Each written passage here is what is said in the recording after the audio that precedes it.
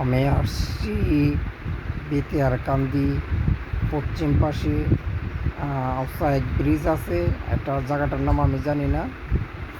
তবে এখানে আসছি মাছ নেওয়ার জন্য।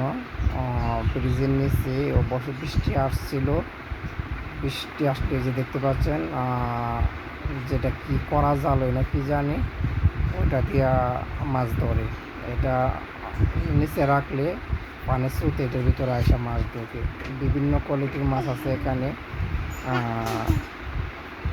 পুঁটি মাছ, মলা মাছ, কাইক্কা মাছ, বল মাছ, বিভিন্ন কোয়ালিটির মাছ এখানে ওঠে।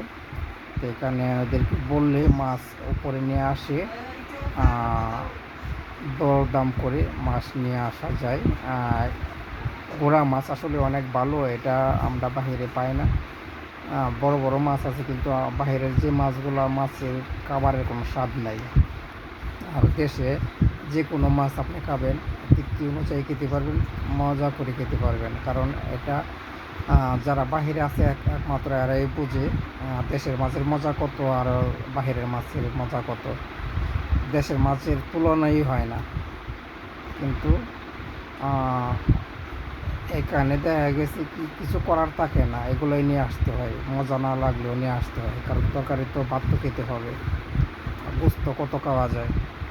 তাই আসলাম, এই দেশে আসছি, ভাবছিলাম যে দেশে যাই গুঁড়া মাছ নিব, বিভিন্ন কোয়ালিটির মাছ পাওয়া যায়, এই মাছগুলো খাবো। তাই অনেক দূর থেকে আসছি এখান থেকে মাছ নেওয়ার জন্য।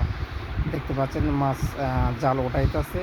মাছ তেমন একটা ওঠে না, যেমন 10টা 15টা এরকম কইরা ওঠে, আর মাঝে মধ্যে অনেকগুলা ওঠে।